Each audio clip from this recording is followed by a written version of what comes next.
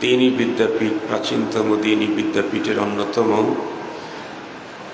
জামিয়া জিরির সালানা আন্তর্জাতিক ইসলামী মহাসম্মেলনে আমাদের কাউকে খতিব কাউকে মুখাতাব হিসাবে হাজিরির সাআদত দান করেছেন। এজন্য মহান রবের দরবারে আমরা প্রত্যেকেই শুকরগুজার হচ্ছি। জবান খুলে ভক্তি সহকারে মুহাব্বত নিয়ে দিল থেকে আবেগের সাথে সকলেই পড়ে নেই আলহামদুলিল্লাহ। সম্মানিত উপস্থিতি, আমাদের প্রাণাধিক প্রিয় দীনী ইদারার সালানা ইসলামী সম্মেলনে দেশ বিদেশ থেকে হযরত উলামায়ে কেরামগণ তশরিফ আনবেন। ইতিমধ্যে উপস্থিত হয়েছেন অনেকেই। আমরা ইতিমধ্যে অনেক হযরত উলামায়ে কেরামের জবানে গুরুত্বপূর্ণ দ্বীনি আলোচনা শুনেছি। সামনেও আগামীকাল নির্ধারিত টাইম পর্যন্ত এখানে দ্বীনি আলোচনা চলবে। অতীতে আমি দুইবার এই মাদ্রাসার মাহফিলে হাজিরির সাআদত আমার হয়েছিল। মরহুম মুহতামিম সাহেব রহমতুল্লাহি আলাইহির হায়াতে দুইবার আমাকে দুইটা সাবজেক্ট দেয়া হয়েছিল আলোচনার জন্য। এইবার যেহেতু কোনো সাবজেক্ট আমি পাই নাই, সঙ্গত কারণে চিন্তা করলাম এই সময়ের জন্যে সব বিষয়গুলি তো গুরুত্বপূর্ণ, কারণ তান তনহামা দাগে দাগে সপ্পম্বা কুজা কুজানে। আমাদের এমন কোনো সাইড নাই, এমন কোনো দিক নাই, এমন কোনো অপশন ফাংশন নাই যেখানে আমাদের চরম পর্যায়ের দ্বীনি দন্যতা নাই। যেদিকেই তাকানো যায় সেখানেই দিন থেকে আমরা অনেক দূরে। সাধারণ লোকেরা তো বটেই, আমার মতো বিশেষজনদেরও যেমনটি থাকার কথা ছিল তেমনটি আমরা নেই। আর এটার আসর মূলত সাধারণের উপরে পড়তেছে। এজন্য আল্লাহ শুকর বয়ান যখন করি, আকসার বয়ান আমি আমার নিজেকে প্রথম মুখাতাব বানাই, এরপরে আপনাদেরকেও বানাই। আকসার বললাম হলো এই কারণে, কখনো কখনো কোনো কনফারেন্স কোনো সম্মেলনে উপস্থিত হলে সেখানে সময়ের কিছু রাজনীতিবিদ, তথ্যবিদ, গবেষক, সুশীল এই জাতীয় কিছু মানুষ অনেক সময় উপস্থিত থাকে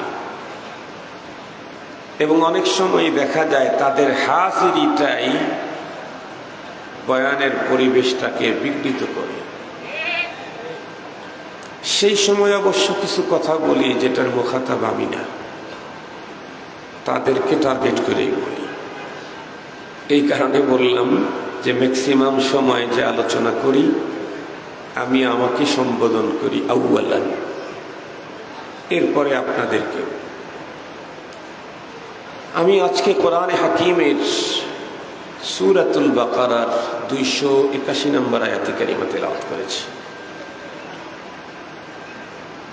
এই আয়াতে কারিমাতে আল্লাহ পাক আমাদেরকে কি অর্ডার করেছেন, কি মেসেজ দিয়েছেন, এটি মূলত আপনাদের খেদমতে আমি পেশ করব ইনশাআল্লাহ। তো যে আয়াতে কারিমা আমি আজকে তেলাওয়াত করেছি, এই আয়াতে কারিমা কোরআনে পাকের সর্বশেষ আয়াত।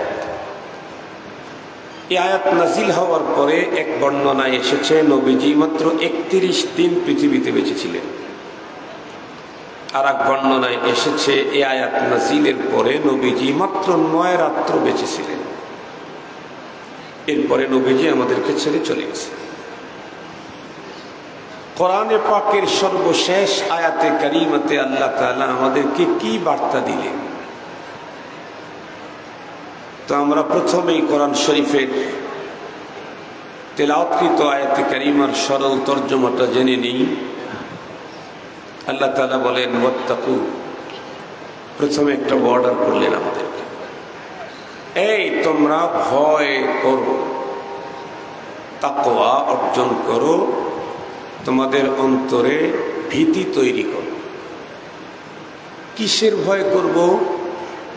আল্লাহ বলেন ইয়াউমান তুরজাউনা ফীহি ইলাল্লাহ, ওই দিনের ভয় যেদিন তোমাদের প্রত্যেককে আল্লাহর কাছে রিটার্ন ব্যাক যেতে হবে, সেই দিনের ভয় করো। তাহলে প্রথম নাম্বার কথা, আল্লাহ পাকের কাছে রিটার্ন ব্যাক যেতে হবে, এটা আমরা এখান থেকেই বুঝে ফেলেছি। তাছাড়া কোরআনে হাকিমের অন্যত্র আল্লাহ তাআলা স্পষ্টই বলেছেন কুল্লু নাফসিন যায়িকাতুল মাউত সুম্মা ইলাইনা তুরজাউন, প্রতিটি প্রাণীকেই মৃত্যুর স্বাদ গ্রহণ করতে হবে, এরপরে তোমাদেরকে আমার কাছে রিটার্ন ব্যাক আসতে হবে। তো রবের কাছে রিটার্ন ব্যাক গেলে রব কি করবেন, কি দিবেন, কি করবেন, এটা কোরআনে হাকিমের জায়গা জায়গায় আছে। এক জায়গার মধ্যে আল্লাহ তাআলা বলেন, যেমন আমি যে আয়াত তেলাওয়াত করেছি খুতবার পরে, সেখানেও আছে সুম্মা তুওয়াফাউনা উজুরাকুম, তোমরা প্রত্যেকেই তোমাদের কৃতকর্মের ফুল পাওনা, 100% পাওনা পেয়ে যাবে, কারোর প্রতি কিঞ্চিত পরিমাণে জুলুম করা হবে না। এটি হলো তেলাওয়াতকৃত আয়াতে কারিমার সরল তর্জমা। এখানে আমাদের একটা জিজ্ঞাসা থাকতে পারে, হুজুর কোরআনে হাকিমের সর্বশেষ আয়াতে কারিমাতে আল্লাহ পাক ছোট্ট একটা অর্ডার করেছেন আর দুইটা মেসেজ দিয়েছেন। অর্ডারটা হলো আমাদেরকে বলেছেন তোমরা ভয় করো। কিসের ভয়? যেদিন আল্লাহর কাছে যেতে হবে সেই দিনের ভয়। এই অর্ডারের মধ্যে একটা মেসেজ আমরা পেয়ে গেছি, সেটি হলো আমাদের প্রত্যেককে আল্লাহ পাকের কাছে রিটার্ন ব্যাক যেতে হবে। আর একটা তো স্পষ্টই বলেছেন সুম্মা তুওয়াফাউনা উজুরাকুম, এরপরে তোমাদের প্রত্যেককে তোমাদের কৃতকর্মের পাওনাটা ফুল দিয়ে দেওয়া হবে, কিঞ্চিত পরিমাণে কারো উপরে জুলুম করা হবে না। তো রব যে অর্ডারটা করলেন তাকওয়ার অর্ডার, এর চাইতে গুরুত্বপূর্ণ অর্ডার তো আল্লাহর কোরআনে আছে। সর্বশেষ বর্ডারে তাকওয়াটা অর্ডার করলেন কেন? যেমন আমরা জানি প্রতিটি মানুষের মুক্তির মূল মন্ত্র হলো ঈমান। ঈমান ছাড়া মুক্তির কোনো সম্ভাবনাই নেই। সে যদি মুসলিম জাতির পিতা ইব্রাহিম আলাইহিস সালামের আব্বাও হন, ঈমান নাই তো মুক্তি নেই। সে যদি নবীদের নবীর চাচাও হন, ঈমান নাই তো মুক্তি নাই। সে যদি পয়গম্বরের রফিকায়ে হায়াত অর্ধাঙ্গিনীও হন, তো ঈমান নাই তো মুক্তি নেই। সে যদি কোনো বড় পয়গম্বরের কলিজার টুকরা সন্তানও হন, ঈমান নাই তো মুক্তি নেই। তাহলে প্রতিটি মানুষের মুক্তির মূল মন্ত্র হলো ঈমান। তো ঈমানের অর্ডারটা সর্বশেষ করতেন, সবচেয়ে বড় সম্পদ, এটা করলেন না। আচ্ছা, না হয় এটা নাই করলেন, সালাত জামিউল ইবাদাত হলো সালাত। আমাদের রাসূল করিম সাল্লাল্লাহু আলাইহি ওয়াসাল্লাম তার মরজে মউতের ভিতরে অচেতন হয়ে যাচ্ছেন, আবার একটু হুঁশ ফিরে আসতেই নবীজি বলতেছিলেন আসসালাত আসসালাত ওয়া মা মালাকাত আইমানুকুম, নামাজ নামাজ নামাজ। আল্লাহ পাক নামাজের কথাও বললেন না। রুকনুম মিন আরাকিনিল ইসলাম, কোন একটার কথা অর্ডার দিতেন, তাও দিলেন না। তাকওয়ার অর্ডার দিলেন কেন? এই কথাটাকে বুঝতে চাইলে আমাদেরকে একটু পিছন থেকে আলোচনা নিয়ে আসতে হবে, তাহলে বুঝে আসবে সর্বশেষ অর্ডার কোরআনে হাকিমে তাকওয়ার দিলেন কেন। আমরা প্রত্যেকেই জানি আজকের পৃথিবী একেবারে মানুষের হাতের মুঠোয়। বিল খুসুস যাদের কাছে এই জাতীয় একটা যন্ত্র আছে, সে যদি এটাকে ঠিকঠাক মতো ইউজ করতে পারে, দক্ষ হয়, এক্সপার্ট হয়, তাহলে এই ফোন হাতে থাকা মানে তামাম দুনিয়াই তার হাতে থাকা। যেমন আমি এখন জেরি মাদ্রাসার মঞ্চে বসে আছি, আমি যদি ইচ্ছে করি আমি জামিয়াতুল আজহারের 5 নম্বর লাইব্রেরির 6 নম্বর গ্যালারিতে কোন কোন কিতাব আছে লিস্টটা আমি এখান থেকেই খুঁজে বের করতে চাই। সম্ভব কিনা? আমি আছি জেরি মাদ্রাসার ওয়াজ মাহফিলের মঞ্চে, আমি যদি ইচ্ছে করি দেখি তো এখন হোয়াইট হাউসের সামনে কি পরিমাণে জ্যাম আছে, দেখা সম্ভব কিনা? আমি এখন বসে আছি শান্তির হাট, না শান্তির হাট এলাকা না, মাশাআল্লাহ। কিন্তু পৃথিবীর কোন কোন জায়গায় অশান্তি চলতেছে আমি যদি দেখতে চাই, দেখতে পারবো কিনা কথা বলেন? কোথায় বম্পিং হচ্ছে, কোথায় মানুষ মেরে ফেলতেছে, এগুলো আমি দেখতে পারবো। তার মানে হচ্ছে এই যন্ত্রটা যার হাতে আছে তার হাতে যেন ব্যবহার করতে পারলে তামাম দুনিয়াই তার হাতে। এ কারণে আমি বেশ বারাক ওবামা যখন প্রেসিডেন্ট হলো প্রথম আমেরিকার, আমি এক রিক্সার উপরে উঠেছি, রিক্সাওয়ালা আমাকে মেসেজ দিচ্ছে, হুজুর জানেন আমেরিকার প্রেসিডেন্ট হয়েছে একজন মুসলমান। কেডা? বলে বারাক হোসেন ওবামা। হোসেন নাম দেখছে তো বারাক হোসেন ওবামা। তো একজন রিক্সা চালকও আমেরিকার প্রেসিডেন্টের লাইফ হিস্টোরি জানে আমার চাইতে। আমি একজন খতিব, আমি একজন ওয়াইজ, আমি বক্তা হইতে চাই না, আমি ওয়াইজ। কোনো ইসের থেকে যদি বলে বক্তা বক্তা, এটা আমার রুচিতে বাধে, এটা আমার ভালো লাগে না। বক্তা তো সবাই, যারা কোরআনের কথা বলে, হাদিসের কথা বলে, তাদেরকে বক্তা না বলে ওয়াইজ, দাঈ, নাসিহ, এই জাতীয় একটা শব্দ ব্যবহার করলে ভালো হয়। তো যাই হোক, আমি জানি না, কিন্তু আমার দেশের রিক্সা চালক জানে। কেন? কারণ রিক্সা চালকের কাছে আমার চাইতে বড়টা আছে ওর কাছে। আমি তো অনেক পরে সেটা কিনেছি, যখন রাবেতাতুল ওয়াইজিন যখন হলো, এইটা সংগঠন হলো, তখন আমাদের সিক্রেট কিছু বিষয়ে অনলাইনে করার জন্য আমি এই ফোনটা কিনতে বাধ্য হয়েছি। এর আগ পর্যন্ত আমার কাছে ছিল বাটন ফোন। তখন ওই লোক যখন বলে তখন আমার কাছে বাটন ফোন ছিল। তো আমার কাছে যে ফোন আছে সেটা ছোট হলেও তার কাছে ফোনটা আমার ফোনের চাইতে 4 গুণে বড়। এজন্য তামাম দুনিয়ার খবর তার কাছে আছে। তো যতটুকুন খবর আপনাদের কাছে আছে তা থেকে আপনারা বলুন, দিন যত গড়তেছে ততই পৃথিবী শান্ত হচ্ছে, কি হচ্ছে? অশান্ত হচ্ছে। দিন যত গড়তেছে পৃথিবীতে ততই অপরাধের প্রবণতা বাড়তেছে। অশান্ত পৃথিবীর অশান্তির দাবানল তার লেলিহান শিখা আমাদের রাজনৈতিক অঙ্গন পেরিয়ে, সামাজিক অঙ্গন পেরিয়ে এখন আমাদের ফ্যামিলিতেই ঘরে ঘরে তার লেলিহান শিখা ঢুকে পড়েছে। খুব কম সংখ্যক ফ্যামিলি পাবেন যেই ফ্যামিলির গার্ডিয়ান 24 ঘন্টা নিরাপদে নিশ্চিন্তে কাটাইতে পারে। অবশ্যই কোনো না কোনো অজানা আতঙ্ক তাকে প্রতিটি মুহূর্ত ধুকে ধুকে তাকে আঘাত করেই চলছে। এবং বর্তমান বাংলাদেশে 24-এর পরে নতুন বাংলাদেশে যেই পরিমাণে বিভৎস খুনের ঘটনা ঘটতেছে তাতে অতীতের সকল ইতিহাসকে হার মানায়া দিচ্ছে। এবং অবাক হবেন, অতীত না, আজকের বাংলাদেশে যেই জাতীয় অপরাধ সংগঠিত হচ্ছে তাতে জাহেলি যুগের বর্বরতাকেও হার মানিয়ে দিচ্ছে। আমি আপনাদের সামনে কয়েকটা রিপোর্ট পেশ করে তারপরে কথা বললে পরের কথাগুলার স্পিড তৈরি হবে, অন্তরের গভীরে ইনশাআল্লাহ অঙ্কিত হবে। আমরা সারা জীবন কি পড়েছি? পৃথিবীর সব মানুষ পর হতে পারে, 2 জন মানুষ কখনো পর হয় না। একজন হলেন গর্ভধারিণী মা, আর একজন জন্মদাতা বাবা। শুধু পড়েছি না, বরং দেখেছিও তো চোখে চোখে। পিতা মাতা তার সন্তানের জন্য নিজের জীবনকে বাজি রাখে, অনেক সময় নিজের জীবনকে অকাতরে বিলিয়ে দেয় শুধুই সন্তানের জীবন রক্ষার জন্য। এমন ইতিহাস পৃথিবীতে কোটি কোটি মিলিয়ন বিলিয়ন আছে।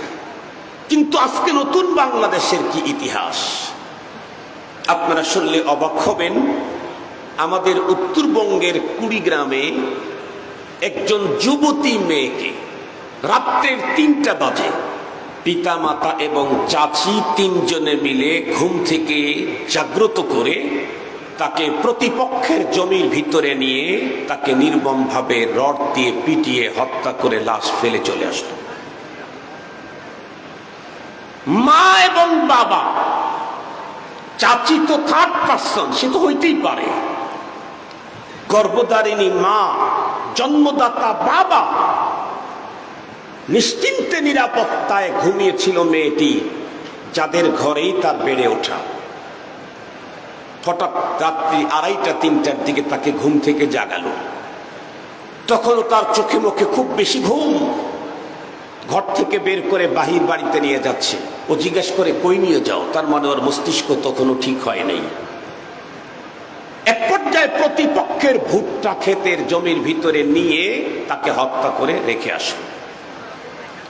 পরের দিন সকালবেলায় লাশ পাওয়া গেল, পুলিশ আসলো।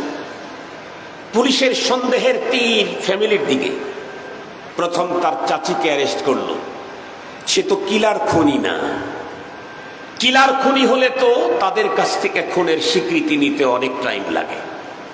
সে তো কিলার খুনি না, হঠাৎ করে খুন করে ফেলেছে ইত্তেফাকি। এক পর্যায়ে সে অকপটে স্বীকার করলো, হ্যাঁ আমি মেয়েটাকে খুন করেছি, তবে আমি মূল খুনকারী না, আমি সহযোগী। মূল খুনকারী তার মা আর বাবা। বলুন, জাহিলি যুগের ইতিহাস আমরা জানি। জন্মদাতা বাবা তার কন্যা সন্তানকে জীবন্ত কবরস্থ করার ভয়ঙ্কর ইতিহাস আছে, কিন্তু সেই জাহিলি যুগে সোনালী ইতিহাসও আছে। বাবা যখন তার মাকে ফুল প্রেগনেন্ট রেখে ব্যবসায় যেত, তখন তো আর এখনকার মতো উন্নত যোগাযোগ ব্যবস্থা ছিল না যে সকালে যাবে বিকেলে চলে আসবে। 2 মাস 3 মাস 4 মাসের জন্য শাম, রোম, বিভিন্ন দেশে সফরে যেত ব্যবসা। ফুল প্রেগনেন্ট স্ত্রীকে রেখে গেছে। কিছুদিন পরে স্ত্রী বাচ্চা প্রসব করেছে, কন্যা সন্তান। তখন থেকেই মায়ের টেনশন অস্বাভাবিক। না জানি কখন আমার হাজবেন্ড বাসায় ঢুকে পড়ে, কন্যা সন্তান দেখলেই তো জীবন্ত কবর দিবে। এ কারণে মা তার বুকের ধনটাকে কমপক্ষে পৃথিবীতে বাঁচিয়ে রাখবার জন্য শুধুই পথ পদ্ধতি অনুসন্ধানে থাকে। 24 ঘন্টায় তার মস্তিষ্কে শুধুই একটাই টেনশন, কখন আমি আমার বাচ্চাটাকে নিরাপদ কোনো জায়গায় রেখে দিতে পারি। এমন হতো কখনো, তখন তো ফোন ছিল না যে ফোন দিয়ে আসবে, হঠাৎ করে চলে আসতে, এসে দেখে বাসার ভিতরে তার কন্যা সন্তান। আল্লাহর কোরআনে আল্লাহ তাদের অবস্থান বর্ণনা করতে গিয়ে বলেছেন, যাল্লা ওয়াজহুহু মুসওয়াদ্দান ওয়া হুয়া কাযীব। কন্যা সন্তান দেখতেই তাদের চেহারা কালো হয়ে গেছে। এখন তো মেরে ফেলবে। মার জীবনের সবচেয়ে কঠিন ক্রাইসিস টাইম তখন। এক পর্যায়ে মা তখন শুধুই তার সন্তানের জীবন রক্ষার জন্য সোজা সাপটা মিথ্যা কথা বলা ছাড়া আর কোনো উপায় থাকে না। ডেকে বলে, না এটা আমার সন্তান না, আমার যেটা হয়েছিল সেটা দুনিয়া থেকে চলে গেছে, অন্য একজন নারী তার সন্তানকে রেখে গেছে, 3-4 দিন পরে নিয়ে যাবে। এই সময়ের মধ্যেই মা অন্য কারোর সাথে আতাত করে তার বুকের সম্পদটাকে কমপক্ষে পৃথিবীতে বেঁচে থাকুক, আমার বুকে নাই থাকুক, কমপক্ষে পৃথিবীতে বেঁচে থাকুক, আমার বুকে নাই থাকুক। যেখানে জাহেলি যুগের মা তার কন্যা সন্তানকে বাবার হাত থেকে জিন্দা কবর দেওয়ার ভয়ঙ্কর পথ থেকে রক্ষা করবার জন্য ডাইরেক্ট মিথ্যা কথা বলেছেন, আজকে আধুনিক যুগে সেই মা তার যুবতী কন্যাকে রাত্রের অন্ধকারে ঘর থেকে উঠিয়ে নিয়ে নির্মমভাবে হত্যা করলেন। তার মানে আজকের বর্বরতা জাহেলি যুগের বর্বরতাকে হার মানিয়ে দিয়েছে। শুধু কি তাই না, অবাক হবেন, আমরা ছোটবেলা থেকে শুনেছি কখনো কখনো সন্তান বিপদগামী হয়, বাবার ছেলে সন্তান কখনো কখনো বিপদগামী হয়, বাবা মাকে খুন করে। এটা ইজি। কিন্তু মেয়ে কর্তৃক বাবা হত্যার মতো জঘন্যতম ইতিহাস আমরা অতীতে কোনোদিন শুনতে পাইনি। এখন বাংলাদেশে তাও ঘটে গেল। আমি যে সাভারে থাকি সেই সাভারের ঘটনা। একজন মেয়ে, তার বাবা শুধুই একমাত্র তার মেয়ের ইস্টাবলিশ করার জন্য, তাকে উন্নত শিক্ষায় শিক্ষিত করে যোগ্য করে গড়ে তোলার জন্য গ্রাম থেকে শহরে চলে এসেছে। হাড় ভাঙ্গা পরিশ্রম দিয়ে ইনকামের টাকা তার মেয়ের পিছনেই ব্যয় করছে। কিন্তু বাবার চোখে ধরা পড়ল মেয়ে যেন দিন দিন ভিন্ন পথের যাত্রী। একটা পর্যায়ে দেখা গেল মেয়ের অনেক ফ্রেন্ড সার্কেল, বয়ফ্রেন্ড না গার্লফ্রেন্ড। তো গার্লফ্রেন্ড হলে তো কোনো প্রবলেমই নাই, না প্রবলেম। বাবার চোখে ধরা পড়লো বান্ধবীদের সাথে তার চলাফেরার সিস্টেমটা যেন ভিন্ন রকমের। একেবারে সহজ কথাই বলি, তারা সমকামী। বাবা তখন চিন্তা করলো আমার মেয়ে তো অন্ধকার জগতের যাত্রী, একে তো রক্ষা করতেই হবে। বাবা তার মেয়েকে ঠান্ডা মাথায় সুন্দর করে বুঝাবার চেষ্টা করলো, মেয়েটি বুঝ নিল না। বাবা তখন প্রেসার ক্রিয়েট করলো। একটা পর্যায়ে মেয়ে সিদ্ধান্ত নিল, আমাকে প্রেসার ক্রিয়েট করছিস, যা, তোকে পৃথিবীতে থাকার স্বাদ মিটিয়ে দিচ্ছি। শুধুই বাবাকে খুন করে নাই, ভয়ঙ্কর বিভৎস এক নাটক মঞ্চস্থ করেছে ওই জঘন্যতম ওই নারী মেয়ে। সে করলো কি, বাবাকে চেতনানাশক মেডিসিন খাওয়াই দিয়ে ঠান্ডা মাথায় ইজিলি তাকে খুন করে ধারালো ছুরি বাবার ডেড বডির ভিতরে কচ কচ করে ঢুকিয়ে দিচ্ছে, টেনে বের করতেছে আর ভিডিও করতেছে আর বলতেছিল তার বক্তব্যের সারমর্ম তার বাবা নাকি তার সাথে চরিত্রহীনতায় লিপ্ত হতে চাইত। তখন তো এই শব্দ যখন ফিরে গেল ফেসবুকে, বাংলাদেশের বাঙালিরা তো হুজুর আবেগ এত বেশি বিবেকের যেখানে কাজই নাই। বাংলাদেশের কোনো এক মাহফিলে একজন হুজুর আমার আগে বয়ান করলেন, বড় মাপের হুজুর, বর্তমান সময়ের ফেমাস যারা তাদের একজন। উনি বাংলাদেশের একজন উপদেষ্টাকে নিয়ে চমৎকার সুন্দর প্রশংসা করলেন। প্রশংসা করে নেমে আসার পরে আমার বয়ান শেষ হওয়ার পরে দুই ভাই একসঙ্গে বসা ছিলাম। বললাম, ভাই আপনি এত দ্রুত এত প্রশংসা করলেন? উনি তখন উত্তর করলেন, ভাই ভালো করলে তো ভালোই বলতে হয়। আমি বললাম, নিশ্চিত ভালো বললে ভালো বলতে হয়, তবে ভালোটা কতদিন টেকে এটা দেখার পরে বললে আরো বেশি ভালো হয়। একজন কবি বড় চমৎকার বলে দিয়েছেন, ইব্তিদায়ে ইশক হ্যায় রোতা হ্যায় ক্যা, আগে আগে চল কে দেখো হোতা হ্যায় ক্যা। ইব্তিদায়ে ইশক হ্যায় রোতা হ্যায় ক্যা, আগে আগে চল কে দেখো হোতা হ্যায় ক্যা। আমাদের দেশের ছেলে মেয়েরা যখন প্রেমে পড়ে প্রথম প্রথম, এ ওরে ছাড়া বাঁচে না, ও ওরে ছাড়া বাঁচে না। শেষ পর্যন্ত দুইজন একত্রিত হয় যখন বিয়ে করে, 7 দিন পরে যে কোনো একজনকে ব্রিফকেসে পাওয়া যায়। কথা বলেন না কেন? প্রথম প্রথম প্রেম, এ ওরে ছাড়া বাঁচে না, ও এর ছাড়া বাঁচে না। এরপরে বিয়ে হয়ে গেছে, কোর্ট ম্যারেজ, যেই ম্যারেজই হোক হয়ে গেছে, 1 সপ্তাহ 2 সপ্তাহ যেতে না যেতেই একজনকে ব্রিফকেসে পাওয়া যায়। তার মানে প্রেমের প্রথম প্রথম তো একজন আর একজনকে ছাড়া বাঁচে না। এটাতেই তুমি আকৃষ্ট হইও না, সামনে চলো, দেখো, বুঝবার টাইম আছে, দেখবার টাইম আছে। বিলখুসুস কওমি অঙ্গনের ছেলেরা অনেক সময় অন্য ঘরানাদের একটা ভালো কথা শুনেই ফেসবুক গরম করে তাকে আসমানের উপরে উঠায় দেয়, অথচ 3-6 মাস পরেই তার আসল চরিত্র আবার বের হয়ে যায়। এটা আমি চয়েস করি না, আপনারা চয়েস করেন। আমি সহজে কাউকে বুকে নিতে চাই না, যাকে বুকে নেব তার জন্য আমি আমার বুক পেতে দিতে চাই। আমি তাকে দেখবো, চিনবো, জানবো। তারপরে শেষ পর্যন্ত কি হলো এই বাংলাদেশে? প্রথম ঈদের নামাজ পড়তে গেল স্যার 10 বছর, স্যার 5 বছর, এখন কি বলে? কথা বলেন না কেন? স্যার 5 বছর, স্যার 10 বছর, কত আবেগ! 1 বছর যেতে না যেতেই স্যারের বিরুদ্ধে কত কিছু। মুহতারাম হাজিরিন, বলতেছিলাম ওই মেয়েটার এই স্ট্যাটাস দেখে বাংলাদেশের যুবকেরা বলল উচিত শিক্ষা দিয়েছে। লাশ উদ্ধার করলো প্রশাসন, মেয়েটাকে অ্যারেস্ট করা হলো, রিমান্ডে নেওয়া হলো। মেয়ে তখন অকপটে সত্য কথা বলতে বাধ্য হলো। সে বলল, এটা মূলত আমার বাবা আমাকে ওই পথের যাত্রা থেকে বাধা দিয়েছে, তাই আমি তাকে খুন করেছি। বাবা অপরাধী ছিলেন না, মেয়েটা ভয়ঙ্কর অপরাধী। আমি জিজ্ঞাসা করতে চাই, বলেন এই পৃথিবীর একজন সন্তানের জীবন যদি তার পিতা মাতার কাছে নিরাপত্তা না থাকে, তাহলে পৃথিবীর নিরাপত্তার জায়গা কোথায়? মা বাবার জীবন যদি সন্তানের কাছে নিরাপদ না হয়, তাহলে নিরাপত্তার জায়গা কোথায়? শুনলে অবাক হবেন, এখন তো প্রায় কন্টিনিউ বন্ধুরা আমার ফেসবুক যোগাযোগ মাধ্যম, সামাজিক যোগাযোগ মাধ্যম খুললে দেখা যায় স্বামী কর্তৃক স্ত্রী হত্যা, স্ত্রী কর্তৃক পরকীয়ার মাধ্যমে স্বামীকে নির্মমভাবে খুন। অথচ কোরআন তো স্পষ্ট বলে দিয়েছে, وَمِنْ آيَاتِهِ أَنْ خَلَقَ لَكُمْ مِنْ أَنْفُسِكُمْ أَزْوَاجًا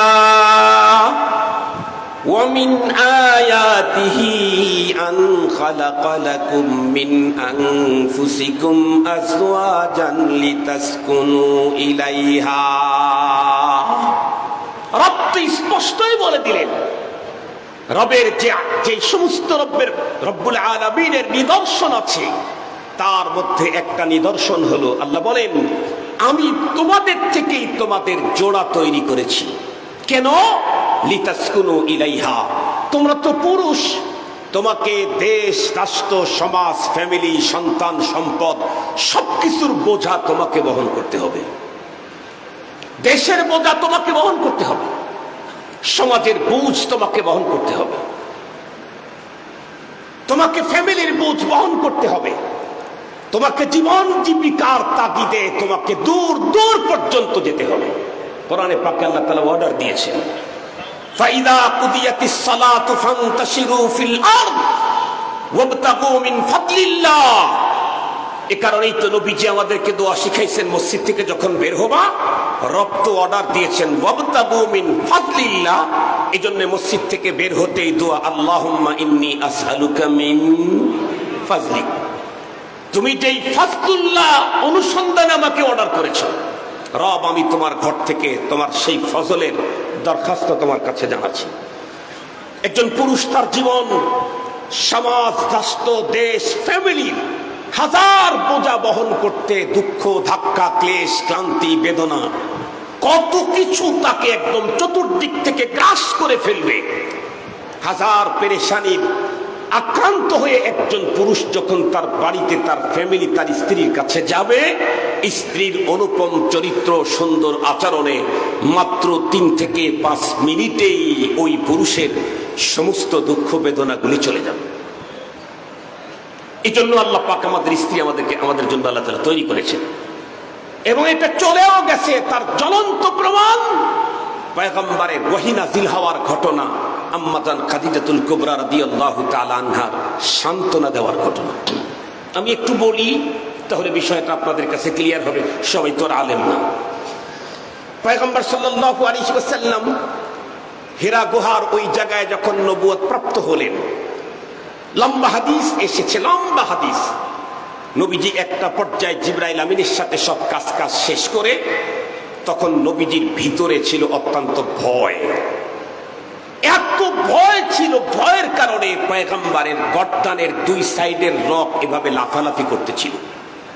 নবী ইসলাম এই মতো অবস্থায় চলে এলেন খাদিজাতুল কুবরা রাদিয়াল্লাহু তাআলা আনহা।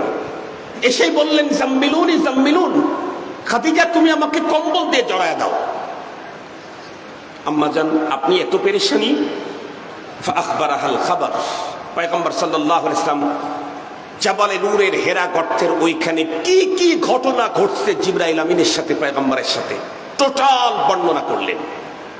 পয়গম্বরের শরীর তখন কাঁপতেছিল।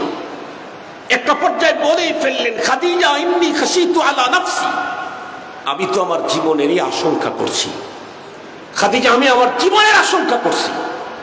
বিশ্বনবী সাল্লাল্লাহু আলাইহি ওয়াসাল্লাম এতটা পেরেশান, আম্মা জান তখন তাকে তাসকিন, তাকে সুকুনতের জন্য কি বললেন? নবীজির আতঙ্ক যেই পরিমাণে, ভীতি যেই পরিমাণে, আম্মা জানের মেডিসিন ওই পরিমাণের। আম্মা জান কি বললেন? কাল্লা ওয়াল্লাহ, কাল্লা ওয়াল্লাহি লা ইউখজিকাল্লাহু আবাদা। আম্মা জান বললেন কখনোই না। আপনি কিসের ভয় করেন? কখনোই না। কসম আল্লাহর, আপনার মতো অনুপম চরিত্রের অধিকারী মানুষকে আল্লাহ কখনো অসম্মানী করবেন না। প্রথমেই বললেন কাল্লা, এরপরে বললেন ওয়াল্লাহ। পয়গম্বর শান্ত হয়ে গেলেন।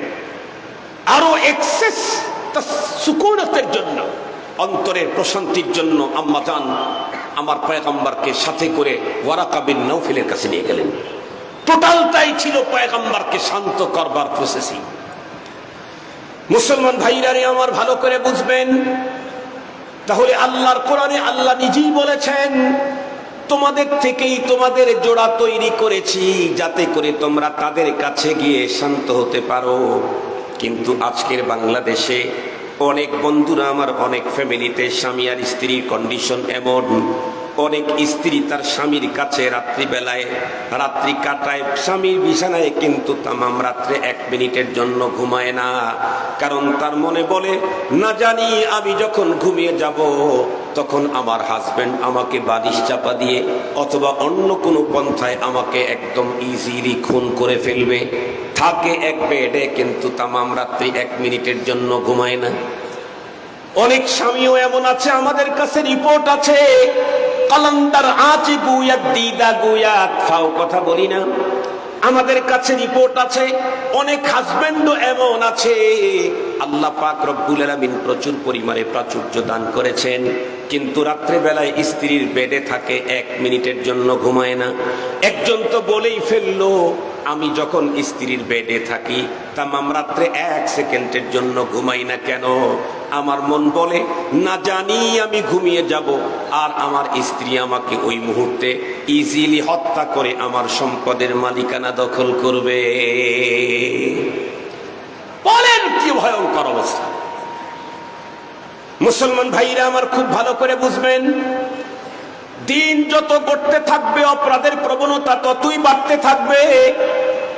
আপনারা যদি মনে মনে বিশাল বড় আশা বেঁধেছেন, স্বৈরাচার তো বিদায় নিয়ে গেছে, নতুন যারা আসবে তারা আমাদেরকে অনেক সুন্দর শাসন ব্যবস্থা দিবে, নিরাপত্তার জীবন দিবে, কাল্লা, কখনোই তা হতে পারে না। আমি চ্যালেঞ্জ করে গ্যারান্টি দেয়া বলতে পারি, বন্ধুরা আমার, যেই দলই ক্ষমতায় আসুক না কেন, শুধুমাত্র কেবলমাত্র লোকগুলাকে পরিবর্তন করে কখনোই এ দেশটাকে শান্ত আর অপরাধ মুক্ত করা সম্ভব হবে না। এটা মুক্ত করতে চাইলে নেতার পরিবর্তন দেয়া হবে না, নীতির পরিবর্তন ছাড়া। নেতা তো 54 বছরে কতগুলি আসলো আর গেল, লাঙ্গল থেকে শুরু করে, নৌকা থেকে শুরু করে, ধানের শীষ থেকে শুরু করে আরো কতগুলি আসলো আর গেল 54 বছরে। কেউ 17 বছর, কেউ 4 বছর, কেউ 9 বছর, কেউ 8 বছর, কেউ 12 বছর। বলুন তো দেখি, দিন দিন অপরাধ কমতেছে না বাড়তে আছে? শুধু বাড়ে নাই, বরং আমার দেশের যেই পদ্ধতিতে দেশ, সমাজ, রাষ্ট্রকে অপরাধ মুক্ত করবার যেই পদ্ধতি আবিষ্কার হয়েছে, এই পদ্ধতিতে আল্লাহর নামের কসম করে বলছি, কিয়ামত পর্যন্ত রাষ্ট্র, দেশ, সমাজকে কোনোদিন অপরাধ মুক্ত করতে পারবে না। তার জ্বলন্ত প্রমাণ অতীতের 52 বছরের ইতিহাস।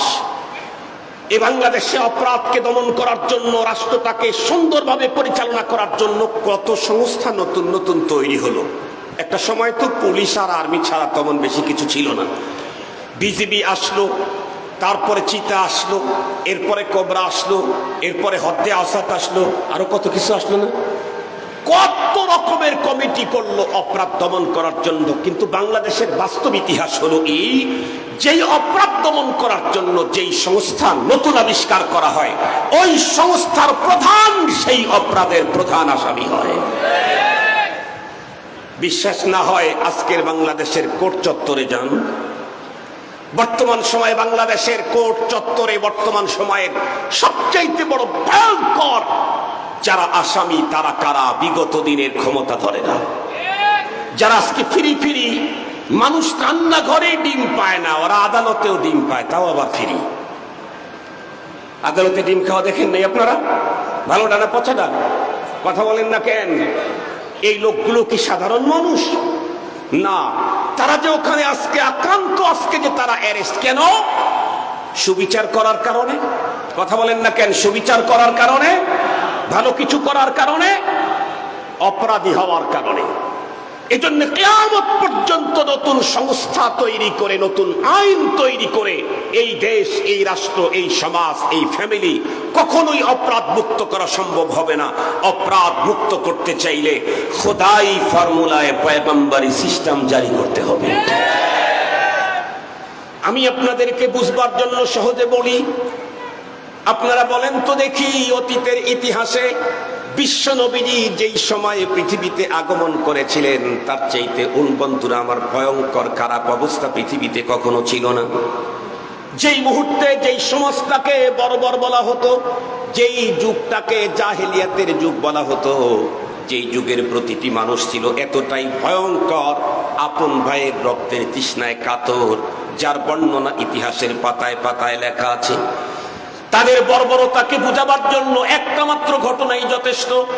হারবুল ফুজ্জার নামক জাহিলি যুগের সবচেয়ে ভয়ঙ্কর যুদ্ধ যেটা চলেছিল 40 বছর পর্যন্ত, এই যুদ্ধটার সূচনায় ছিল শুধুমাত্র কেবলমাত্র একটা মুরগির বাচ্চা। একটা মুরগির বাচ্চাকে টার্গেট করে 40 বছর পর্যন্ত যারা তাদের ভিতরে যুদ্ধ বিগ্রহ চালু রেখে হাজার হাজার প্রাণহানি ঘটায়, এদের চাইতে ভয়ঙ্কর মানবতাহীন মানুষ পৃথিবীতে আর কখনো হতে পারে না। সেই মানুষদেরকে আল্লাহর পয়গম্বর খোদাই পদ্ধতিতে আল্লাহ পাকের দেওয়া সিস্টেমে এমন পরিবর্তন করে দিলেন, এমন পরিবর্তন করে দিলেন, আল্লাহর পয়গম্বর নিজেই বুক টান করে বলে দিলেন, খায়রুল কুরুনি কারনি সুম্মাল্লাযীনা ইয়ালুনাহুম সুম্মাল্লাযীনা ইয়ালুনাহুম। পৃথিবীর সবচাইতে বন্ধুরা আমার, সবচাইতে নিম্নমানের স্বভাবের মানুষগুলাকে আল্লাহর পয়গম্বর এমন কি বন্ধুরা আমার পুশ করলেন, যার কারণে লোকগুলি 100% উল্টো বন্ধ উল্টে গেল। পৃথিবীর সবচাইতে সেরা মানুষে পরিবর্তন হয়ে গেল। পৃথিবীর নবী রাসূলদের পরে সবচাইতে দামি মানুষ সাহাবায়ে কেরাম। এই জন্যই তো একজন কবি বড় চমৎকার বলেছেন, দুরফিশানি নে তেরে কতরু কো দরিয়া কর দিয়া, दिल को रोशन कर दिया आंखों को बीना कर दिया, खुद न थे जो राह पर, खुद न थे जो राह पर आलम के हादी बन गए, क्या नजर थी जिसने मुर्दू को मसीहा कर दिया। বিশ্বনবীজি যেই পদ্ধতিতে যে মেডিসিন ব্যবহার করে সবচাইতে কঠিন মুহূর্তের মানবতাহীন মানুষদেরকে বিশ্বের সেরা মানুষে রূপান্তরিত করেছেন, সেই মেডিসিন এখনো আছে, গায়েব হয়ে যায় নাই। ওই মেডিসিন ব্যবহার করা ছাড়া সমাজ, রাষ্ট্র আর দেশকে অপরাধ মুক্ত করা সম্ভব নয়। কোন মেডিসিন ব্যবহার করেছিলেন? ওই মেডিসিনটাই আল্লাহ তাআলা কোরআন শরীফের সর্বশেষ আয়াতে কারিমাতে আমাদেরকে দিয়েছেন। সুবহানাল্লাহ বললেন না যে? আল্লাহ বলেন, ওয়াত্তাকু ইয়াওমান তুরজাউনা ফীহি ইলাল্লাহ। যেই মেডিসিন মানুষের অন্তরে অন্তরে ঢুকিয়ে দিলে মানুষ সব ধরনের অপরাধ থেকে মুক্ত থাকতে পারে, সেই মেডিসিনের নাম হলো তাকওয়ার মেডিসিন। খোদা ভীতির মেডিসিন যেই মানুষের সিনার ভিতরে ঢুকায় দেওয়া হবে, ওই মানুষগুলাই বন্ধুরা আমার অপরাধ মুক্ত জীবন গড়তে সক্ষম হবে। সে যত বড় জ্ঞানী হোক, গুণী হোক, যত বড় বক্তা হোক, যত বড় বক্তাদের সভাপতি হোক না কেন, সত্যিকার অর্থে অন্তরের ভিতরে যদি তাকওয়া আর খোদাভীতি না থাকে, ওই বক্তা আর বক্তার সভাপতির দ্বারাই অপরাধের কাজ সংগঠিত হওয়া সম্ভব।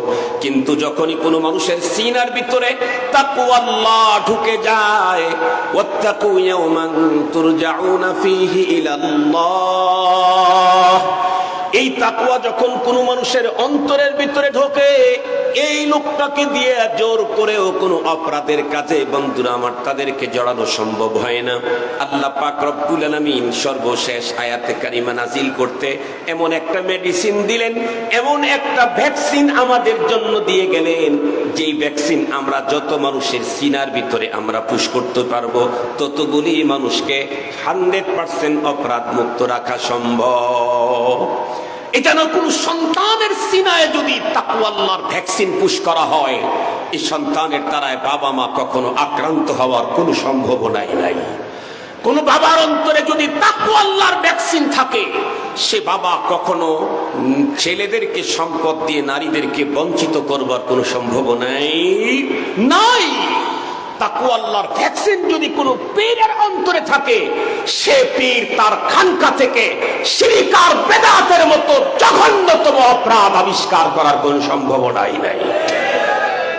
মুহতারাম হাজিরিন, তাকওয়া এটা যদি কোনো স্ত্রীর অন্তরে তাকওয়ার ভ্যাকসিন পুশ করা হয়, এই স্ত্রী কর্তৃক কখনো স্বামী খুন তো দূরের কথা, স্বামীর কোনো খেয়ানত তার দ্বারাই সম্ভব হবে না। স্বামীর অন্তরে যদি তাকওয়া আল্লাহর ভ্যাকসিন ঢুকায় দেওয়া হয়, তাহলে এই স্বামী কখনো স্ত্রীকে খুন করবে তো দূরের কথা, স্ত্রীর উপরে জুলুম করবার কোনো সম্ভাবনা নেই।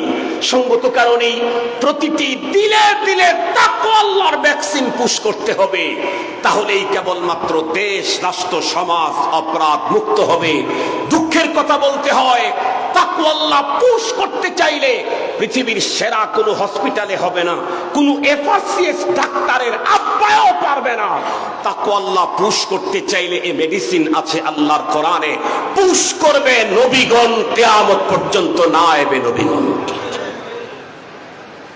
তাকওয়া আল্লাহর মেডিসিন মানুষের সিনা সিনায় পুশ করবে, প্রথম করেছেন নবীগণ। আল্লাহ পাকের কোরআনে আছে তাকওয়া। আল্লাহ নিজে বলেছেন, ইয়া আইয়ুহাল্লাযীনা আমানুত্তাকুল্লাহা ওয়া কুনু মা'আস সাদিকিন। তাকওয়ার পুশ কোথায় হয়? ঢাকা মেডিকেল কলেজে হয়। কথা বলেন না কেন? বার্ন ইউনিটে হয়। আর একটু জোরে বলেন, কোথায় হয়? নাক কান গলা বিশ্বায়িত হসপিটাল শাইকে হয়, পৃথিবীর কোথাও হয় না। আল্লাহ তাআলা বলছেন, পুশ করতে চাইলে সাদিকিনের কাছে যাও। আল্লাহ পাকের রাসূল যে সাহাবীদের অন্তরে তাকওয়ার ভ্যাকসিন পুশ করেছিলেন, তার জ্বলন্ত প্রমাণ কোরআন হাকিমে আল্লাহ তাআলা স্পষ্ট বলে দিয়েছেন।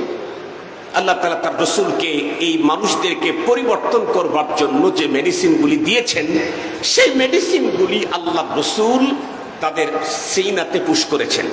আর আল্লাহ তার পক্ষ থেকে নাজিল করা মেডিসিনগুলি তার রাসূলের সিনার উপরে নাজিল করেছেন। এটা পরশের মধ্যে আছে নাই? আলা কলবিকা, ওগো আমার রাসূল, আমি এই মহাগ্রন্থ আপনার অন্তরের উপরে নাজিল করলাম। এজন্যই তো আমাদের দেশে অনেক সময় স্লোগান দেয়, কোরআন সুন্নাহর আলো ঘরে ঘরে জ্বলো। আমি এটা সমর্থন করি না। কোরআন সুন্নাহর আলো সংসদে জ্বলো, আমি এটাও সমর্থন করি না। আল্লাহ কোরআনের আলো জ্বালাইলেন তার রাসূলের কলবের উপরে, তুমি ঘরে আর সংসদে জ্বালাইতে চাও কেন? কলবের উপরে জ্বালাও। যদি কলবের উপরে কোরআন সুন্নাহর আলো জ্বালাইতে পারো, এই কলব ঘরে গেলেও ঘর নুরানি হবে, সংসদে গেলেও সংসদ নুরানি হবে, জঙ্গলে গেলেও জঙ্গল নুরানি হবে। শুধু যদি ঘরে জ্বালাও, তাহলে সংসদে কোরআন বিরোধী আইন পাস হবে। আবার যদি সংসদে শুধু জ্বালাও কিন্তু অন্তরে জ্বালাইতে পারো নাই, তাহলে অজু ছাড়া মুসল্লির সংখ্যা বেড়ে যাবে। অজু ছাড়া মুসল্লির সংখ্যা আইন করছে, নামাজ এক ওয়াক্ত যদি কেউ জামাত না পায়, তাহলে তার 10,000 টাকা জরিমানা। বলেন তো দেখি, এই আইন যদি কার্যকরী শুরু করে কার্যকর, তাহলে বলুন তো দেখি, মসজিদের মুসল্লি অধিকাংশ অজুওয়ালা হবে না অধিকাংশ অজু ছাড়া হবে? অজু ছাড়া হবে। কিন্তু একটা জায়গায় যদি জ্বালাইতে পারেন, তাহলে অজু ছাড়াও মুসল্লি বাড়বে না, কোরআন ঠিক সংসদেও জ্বলবে, ঘরেও জ্বলবে, জঙ্গলেও জ্বলবে, রাস্তাতে জ্বলবে, মরুভূমিতে জ্বলবে। সেটা হলো কলবে কলবে। আল্লাহ পাক রব্বুল আলামিন তার হাবিবকে যে দায়িত্ব দিয়েছিলেন, ওগো আমার হাবিব, আপনার কলবের উপরে আমি নাজিল করলাম, আপনি দাওয়াতের কাজ করে এই জিনিসটা আপনি সাহাবায়ে কেরামের অন্তরের ভিতরে এটাকে পুশ করে দিবেন, এটা আপনার দায়িত্ব। আল্লাহ পাকের রাসূল যখন পুশ করে দিলেন, আল্লাহ পাক রব্বুল আলামিন তখন নিজেই পরীক্ষা নিলেন, দেখি তো আমার রাসূল কি পরিমাণে কাজটা করেছেন। আল্লাহর কোরআনে আল্লাহ বলেন উলাইকাল্লাযীনা ইমতাহানাল্লাহু কুলুবাহুম লিত্তাকওয়া। সাহাবায়ে কেরাম এমন এক মুবারক জামাত যাদের সিনাকে কালকে টেস্ট করেছেন রব্বুল আলামিন। চেক করেছেন কে? কথা বলেন, চেক করেছেন কে? উলাইকাল্লাযীনা ইমতাহানাল্লাহু কুলুবাহুম। সাহাবায়ে কেরামের কলবের উপরে চেক চালিয়েছেন আল্লাহ। তো চেক করছেন হুজুর কিসের? আমাদের দেশে ব্লাডের চেক নাকি 2-2.5-300 রকমের চেক হয়। এক ব্লাডের গ্রুপ আছে।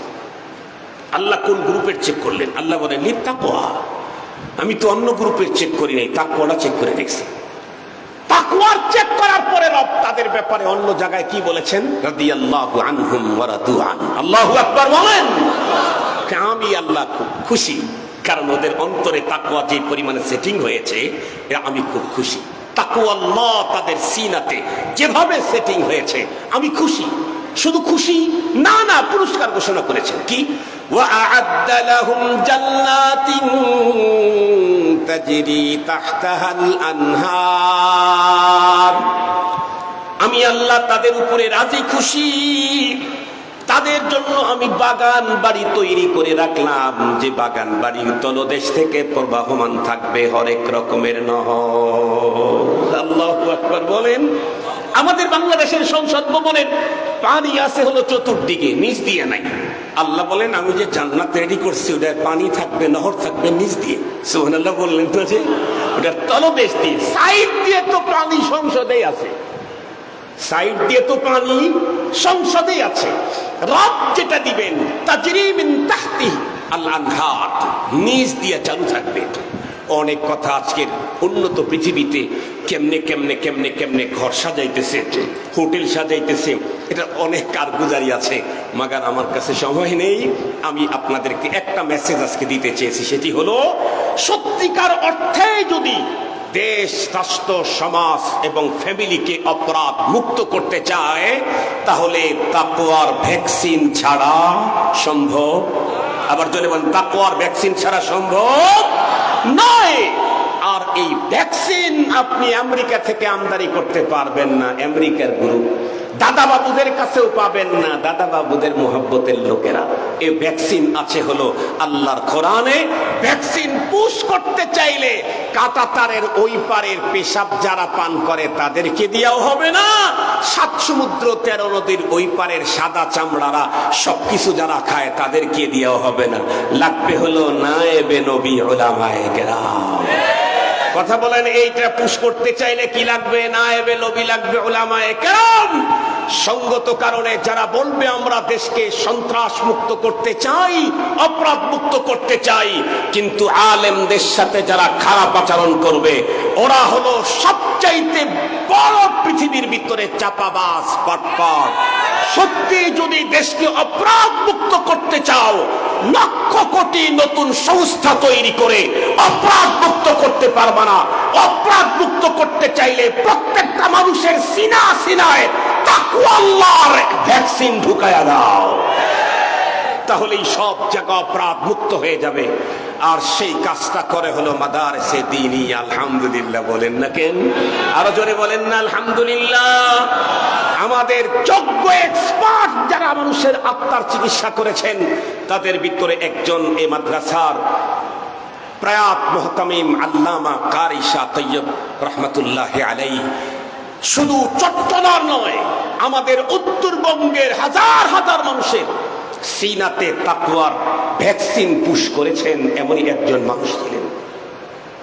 উলাইকা আবাই ফাজিনি বিমিসলিহিম ইযা জামাআতনা ইয়া জারীরুল মাজাবি।